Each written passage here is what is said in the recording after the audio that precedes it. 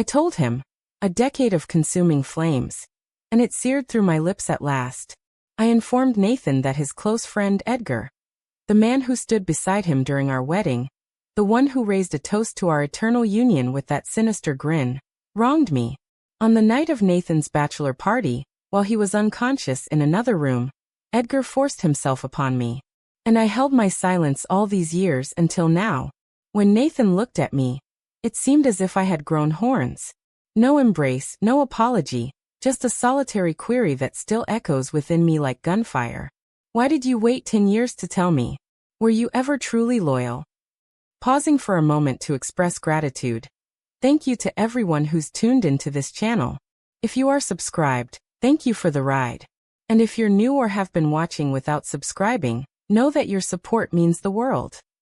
Clicking the subscribe button isn't just a casual act, it sustains and nurtures this channel. Kindly like this video and share your thoughts below. I read each one thoroughly. Now let's revisit where the turmoil started. My name is Valerie, age 37, residing in Chandler, Arizona. I knew Nathan from college. He was the amusing, captivating individual who didn't need to make an effort to be at the center of attention. Edgar always trailed close behind him. Wherever Nathan went, Edgar was never far off. They were not simply friends, but more like brothers. Nathan and I got engaged after 2 years together. We were impetuous, deeply in love, and preparing for a dream wedding. But 3 days before the wedding, disaster struck. Nathan had gone out for his bachelor party. After drinking, they returned to Edgar's house. Nathan passed out. Earlier, he had asked me to help Edgar clean up since he left his wallet behind. It was then that Edgar cornered me in the hallway. He said things I never wished to recall again. Without asking, he touched me. I stiffened. My body went numb. I can't recall how I reached home that evening. In my memory, I sat on the cold bathroom floor, trembling, but I didn't tell a soul. Not even my sister. Why? Edgar was Nathan's closest friend. Because fear held me captive. Because deep within, I feared Nathan would blame me or abandon me. And I cherished him too much to lose him. So I concealed it, wedded him, wore smiles through the agony, established a home, attempted forgetfulness. Yet, some scars fail to mend when disregarded. They fester. A decade passed. Each of Edgar's visits made my stomach knot up. Every time Nathan chuckled at his jokes, I yearned to shout. Then last month, our son had a school function. Edgar arrived because he was Uncle Edgar. He tried to embrace me in front of everyone, as if nothing had occurred. That moment, I reached my breaking point. I sat Nathan down that night, spoke every word aloud, tears streaming down my face, hands trembling, begging him to merely believe me. Did you realize what he did? He gazed at me as though I was contaminated, as though it was my fault everything fell apart. He accused me of shattering his trust by not disclosing sooner. He said I should have been truthful before our marriage even began. Then came the question I'll never forget. So you let it happen? I struggled to breathe. That night, he left the house without uttering another word. And there I was, questioning if protecting him for all those years had been the biggest mistake of my life. Nathan did not return home for 3 days, no calls, no messages, only silence. When he eventually responded, his voice echoed the aridity of Arizona heat. He said he'd stayed with Edgar. The mere mention of Edgar's name sent a shiver down my spine. I asked him how he could stay with the man who violated me. I told him about the violation. His response was chilling. I needed to hear both sides. As if my suffering was a debate, as though there existed an explanation where Edgar's actions might be excused. I attempted to clarify again. I reminded Nathan that silence is not consent. That fear doesn't equate to approval. Trauma isn't always evident through a scream. But he had already concluded that my timing made me a liar. He communicated this to me. If it was genuine, you would have shared it with me immediately. You had the option, Valerie. And you chose to keep it hidden from me. I was devastated. Not only did I lose his trust, but now I was being accused of how I coped. When he returned home, he stayed in the guest room. No eye contact, no warmth. Only cold gestures and closed doors. We ate in silence. Lived in silence. I mourned a marriage that hadn't yet perished, but I knew it was slipping away. Edgar, of course, rewrote our narrative. He claimed I made advances towards him, that I regretted it afterwards. He even said I flirted with him on the night of his bachelor party. Nathan told me this, as if it was some sort of evidence. I nearly laughed from the bitterness within me. I questioned him. Do you truly believe I would bear this pain for a decade just to ruin your friendship today? He remained unresponsive. Instead, he began to frequent late-night outings. He claimed he needed time to contemplate. I noticed a change in his gaze. The man who once had deep affection for me now regarded me as an unfamiliar presence in his home. One evening, by mistake, I picked up what I believed was my phone and found a message from Edgar. I told you. It became clear that Nathan was not mine anymore. He no longer valued our relationship.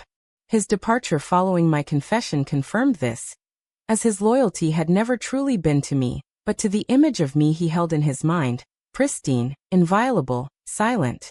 Upon breaking that illusion, I became expendable. I questioned him about his easy forgiveness of Edgar, compared to his own lack thereof, to which he replied, because Edgar did not deceive me for a decade. Subsequently, he prepared a bag and embarked on a weekend trip with Edgar. From the window, I watched Nathan's car fade down the road. In that moment, something within me fractured silently. I didn't confront him with shouts or blows. Instead, it was the gradual, agonizing realization that I had shielded a man who would never reciprocate the same protection. I endured. I endured the prolonged silence over another weekend. I endured at the school pickup line. I endured phone calls from friends checking in, feigning ignorance. I waited for my husband to return, not just physically, but emotionally. However, when Nathan came back, he brought a different kind of quietude, one laden with choices he had already made. He informed me that he could no longer gaze at me as before. He admitted he would never comprehend why I remained mute, why I allowed the man who violated me to appear in our wedding photos and our living room, cradling our child. I explained that I had been silent because I was afraid, because I didn't want to shatter him, because women like me are conditioned to endure, not speak, because it's easier for people to trust a man like Edgar than a woman who stayed.